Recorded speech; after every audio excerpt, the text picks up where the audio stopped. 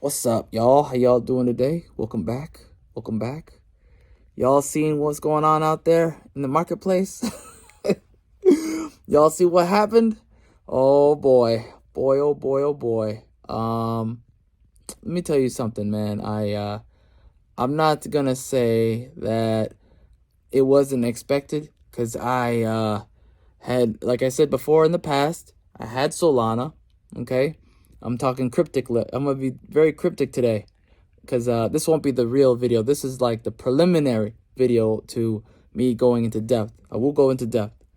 By the way, welcome back to the garage. I'm preparing for winter. Tomorrow's winter. Tomorrow's gonna start. I don't know if tomorrow is gonna snow. I don't think so, but we'll see. I just knew today was brisky. I was like, ooh, it's kind of brisky today. I think today is a day.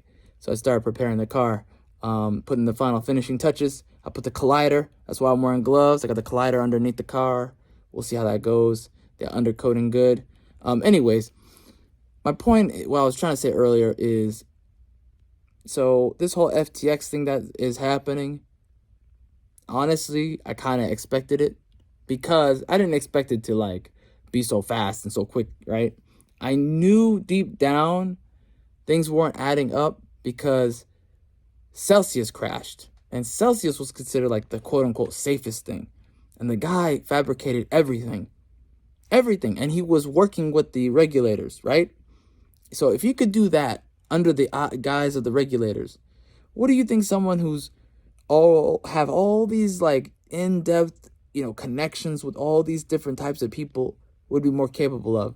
Because remember, Mashinsky was the guy who was out there, like, in the past, like he was in the marketplace, and he had a bunch of businesses before. He wasn't no new spring chicken, and he was still able to pull the rug from everybody's eyes, right? Just pull right out. This guy's a brand new guy. Like he's a young guy. Like he's 30s. He's a millennial.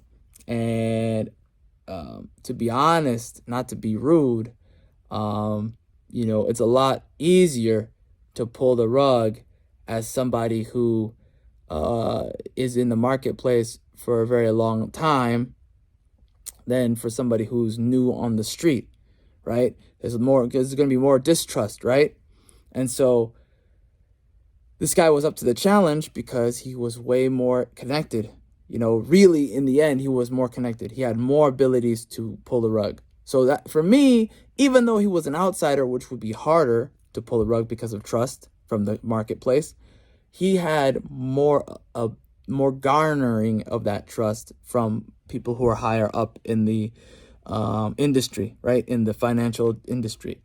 And Mashinsky in the past had a history of selling his companies, whereas this guy was shilling the altruistic, I'm the guy, I'm going to help you. I'm the billionaire who wants to get rid of all my my funds, I want to help the people around me, right? This altruistic emperor, right? What I would call them before, I call them kingpins. They're all kingpins. All of them are corporate kingpins, man.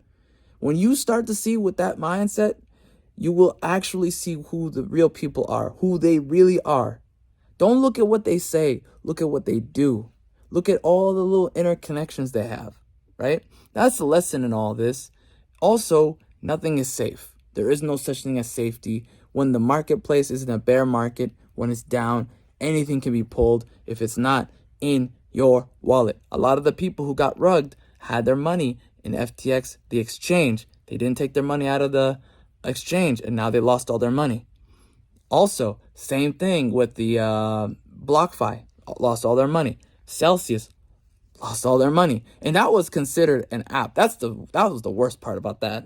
Like the fact that it was considered an app, like a hot wallet, that was heinous. In fact, that guy should go to prison for that, just for that, because he was creating false sense of security because people couldn't take their funds out. That itself is criminal. The exchange part is bad. Still, it is considered criminal. I would consider it criminal. I would consider it immoral. But at the very least, you had a sense about you to know, hey, this might rug. You know what I mean? Also, the tokens, man.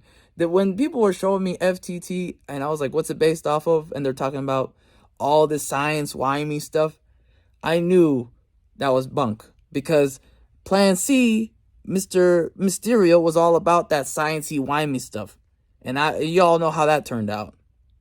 So, for me, you know, the sciencey, wimey, you know, wishy-washy material, you know, that on-chain analysis, gizmo gadget stuff, that's all bunk, okay? They doing that to get you razzle-frazzled, you know? It's the old snake oil salesman technique. Razzle and frazzle them, you know what I mean? Put a little shish kebab on it. Make you feel special. It ain't nothing but sprinkles on top, man. It's unfortunate. A lot of people got wrecked, and I feel terrible about that. But at least you learn something, you know? Don't take the L from it as it's an L, it's over. No, you learn something, so it's worth something. The silver lining to this, in my opinion, is more people are going to be awake to the whole sciencey, wimey, but BS. I'm trying not to swear. So, you know, keep your eyes open. You see a project that talks about stuff in the ephemeral, esoteric, very, you know, arbitrary language. Walk away. You know, if it's already taken off, walk away. If it hasn't already taken off and you think it's gonna do numbers, you know, put what you're willing to lose, and then when it goes up, take your money off the table. You know, take your principal out, take your extra out, pay yourself. Anyways, I hope this was useful to you. I don't think this is the end, quote unquote. I think there will be more of these kind of things happening. I think next bull run, there will be a new Jesus, a new crypto Jesus. Be careful, man. All these crypto Jesuses are the reddest of red flags to me. If I start seeing, this guy could do no wrong by the mainstream media, it's over, bro. Take it easy. I'll see you later. Peace.